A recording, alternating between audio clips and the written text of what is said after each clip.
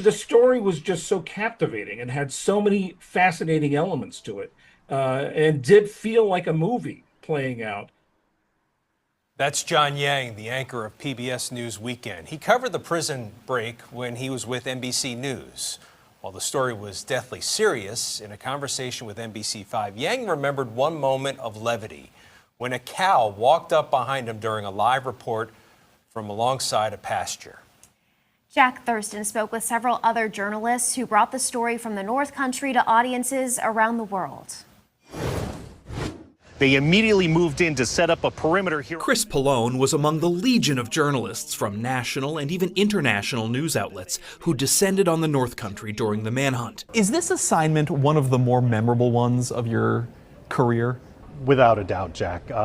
This was one of the most surreal, ridiculous, tense assignments that I had ever been on. The search here in the area continued. Chris was kept busy filing reports for MSNBC and for local NBC stations in other parts of the U.S. How is that job different than what we do here at NBC5? Well, I think what you were doing there is you were really trying to keep the public informed on a moment-to-moment basis of what's shut down, what might be dangerous, what people should be doing. A driver coming through this area. What I was trying to do was trying to convey to people across the country and around the world was just the feeling of what was going on there, the amount of fear, the way that people were staying inside or going about their daily lives, how concerned they were about the situation. It's probably top 5 most memorable stories I've covered. Stephanie Gosk filed reports for NBC Nightly News and for The Today Show, meeting many people who worked in corrections or knew someone who did. Because everyone has some connection to the system, I was struck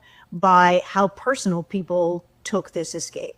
People were angry that one of their own may have let their guard down and let these guys escape. Beyond that, what you really saw, Dannemora, the town surrounding, people really coming together and taking care of each other because you had 2 escaped murderers on the loose. And people were watching and they were worried about their neighbors. They were worried about themselves. Not only was it a made-for-Hollywood plot, but it was real life. CNN assigned Polo Sandoval to the escape. The more we learned, the more questions we had in this case. It was his first major news story for the network. 10 years later, I am tremendously appreciative of not only the high level of hospitality that I experienced in that community, but also the level of trust. I mean, I'm a stranger to them. With my team and I, we knocked on people's doors, and they were more than happy to very carefully open them for us. And to this day, the people who I worked alongside during this assignment, well, I'm very good friends with them, and we always reflect on the 3 weeks at Dannemora. This is a small town. Back to Chris Pollone, the correspondent says while the prison break made headlines everywhere, the coverage of reporters specifically serving the North Country was vital. You guys were generating the most news and really keeping your area informed, and that's what you're there for. That is the ultimate goal of journalism, is to give people important and potentially life-saving information, and you guys did that throughout the whole thing, and that was a real pleasure to watch. It made our jobs really easy.